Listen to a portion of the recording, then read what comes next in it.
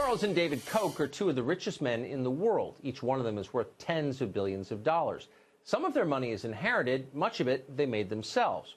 But to their credit, the Kochs have never been content merely to get richer. They are engaged intellectuals. They have a sincere desire to change the world.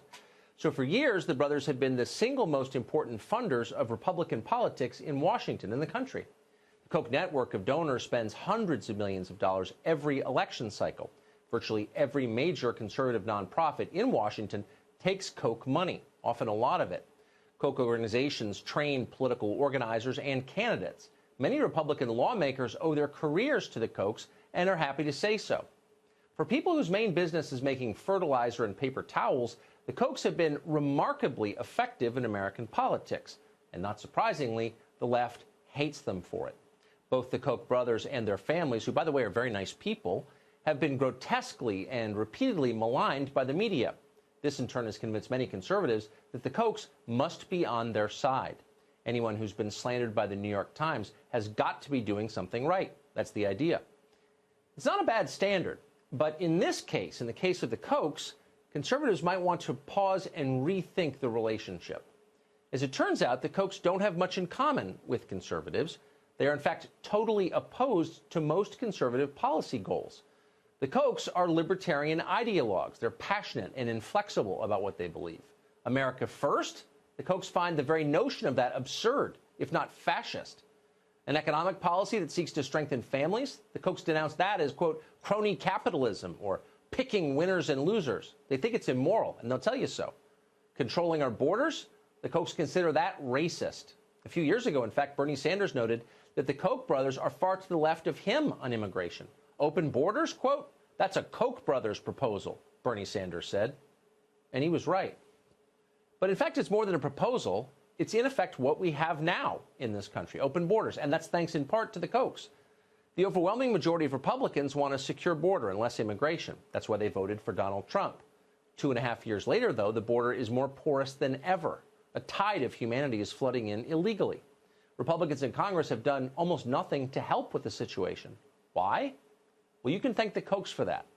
In 2018, Koch-backed organizations, the Freedom Network and Americans for Prosperity, pressured Republicans in Congress to use their limited post-election lame duck session to pass an amnesty for the so-called Dreamers. Going into this election, the 2020 race, amnesty remains the Kochs' top legislative priority. So if you're wondering why the Republican Party often seems completely out of sync with its own voters, this is why. And it's not just on immigration.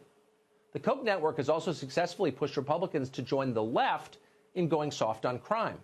The Kochs aggressively backed the First Step Act, which is currently allowing drug traffickers to leave prison early.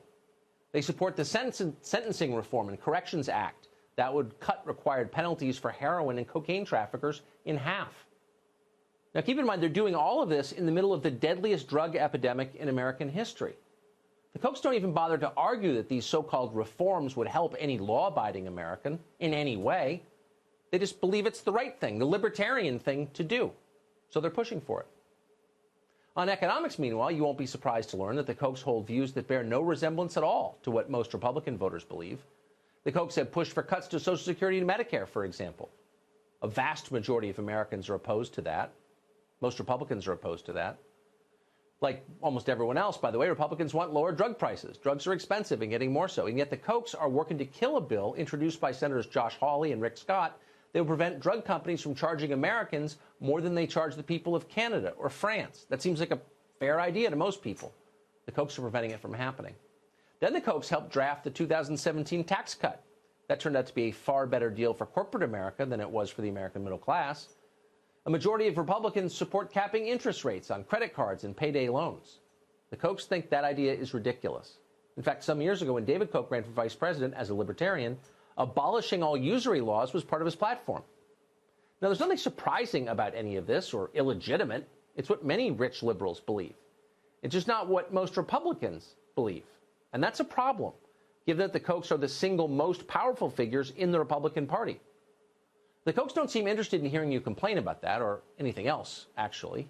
Remarkably, they have now joined the left-wing campaign against free speech in America. Next month, the Charles Koch Institute will hold a summit with the Anti-Defamation League and executives from major tech companies, including Pinterest, Airbnb, Patreon, Mozilla. The stated purpose of the meeting is to formulate, quote, best practices on the fight against hate and extremism online, end quote. But you know exactly what that really means. It means censorship of your views. For the left, fighting extremism always entails crushing normal conservatives. That's why Pinterest has censored live action. It's why Patreon banned Milo Yiannopoulos. It's why Mozilla drove out Brendan Eich for the crime of donating to the wrong political campaign.